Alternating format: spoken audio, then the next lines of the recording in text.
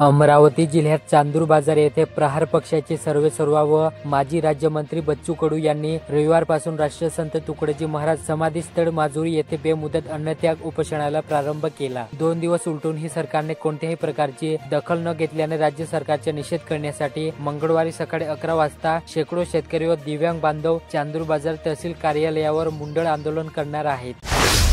यवतमाळ जिल्हा क्रीडा अधिकारी कार्यालयाच्या नूतनीकरण इमारतीचे व सिंथेटिक इंडोर बॅडमिंटन व स्कूनर बिलेईज नूतनीकरण हॉलचे उद्घाटन आमदार बाळासाहेब मांगुळकर यांच्या हस्ते झाले। जिल्हाधिकारी विकास मीना, जिल्हा क्रीडा अधिकारी घनश्याम राठोड यांची प्रमुख उपस्थिती होती। चंद्रपूर जिल्ह्यात वेगवेगळ्या अपघातात मायलेकीसह 5 जणांचा मृत्यू झाल्याची घटना सोमवारी दिनांक 9 रोजी घडली। अमरावती जिल्ह्यात पुरवठा विभागाद्वारे अचलपूर तालुक्यातील 57,400 रेशन कार्ड धारकांना एकाच वेळी म्हणजे जून महिन्यात 3 महिन्याचे आगाऊ रेशन धान्य मिळणार आहे। तसा बदल रेशन दुकानदाराच्या पॅस मशीन मध्ये केला आहे।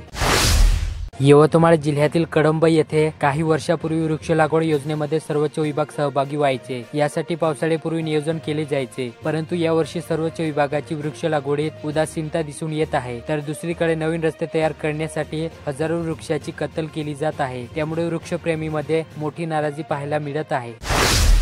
चंद्रपूर जिल्ह्यात धावत्या दुचाकीवर झाड कोसळल्याने दुचाकी चालकाचा जागीच मृत्यू झाल्याची घटना ऊर्जानगर मार्गावरील सीटीपीएसच्या नागपुरी गेटजवळ सोमवारी सायंकाळी 6 वाजताच्या सुमारास घडली। एकनाथ कुंबरे असे मृतकाचे नाव आहे, तर दुचाकी मागील एक जण जखमी असून त्याच्यावर उपचार सुरू।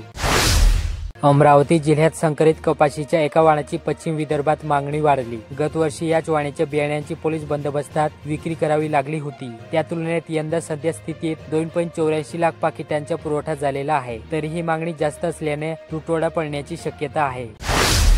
यवतमाळ जिल्हा आरोग्य सेवा कर्मचारी सहकारी पतसंस्था निवडणुकीसाठी मतमोजणी टिळक स्मारक मंदिरात पार पडली। यात 6व्यांदा अशोक जयसिंग पुरे, अशोक मटके यांच्या नेतृत्वात एकता पॅनलने बाजी मारली। या निवडणुकीत विरोधकांच्या परिवर्तन पॅनलचा पराभव झाला।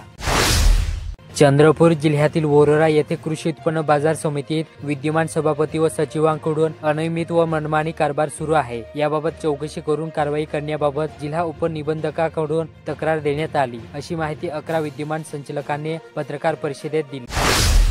अमरावती जिल्ह्यात 4 महिन्यात कमी आलेले शेतकरी आत्महत्येचे ग्राफ पुन्हा वाढला। यंदा 5 महिन्यात 83 शेतकरी आत्महत्या झाले आहेत। यामध्ये मे महिन्यात 25 शेतकऱ्यांनी मृत्यूला कवटाळले आहे। दर 30 तासात होत असलेले एक शेतकरी आत्महत्येने जिल्ह्याची चिंता वाढली। यवतमाळ जिल्ह्यात सोमवारी सायंकाळच्या सुमारास आलेल्या वादळाने घरावरील 3 पत्रे उडाली। महगाव, आर्णी आणि दारव्हा तालुक्यातील गावांना याचा फटका बसला। आर्णी तालुक्यातील पिंपळनेर येथे घरावरील 3 पत्रे उडून 14 वर्षाची बालिका जखमी झाली।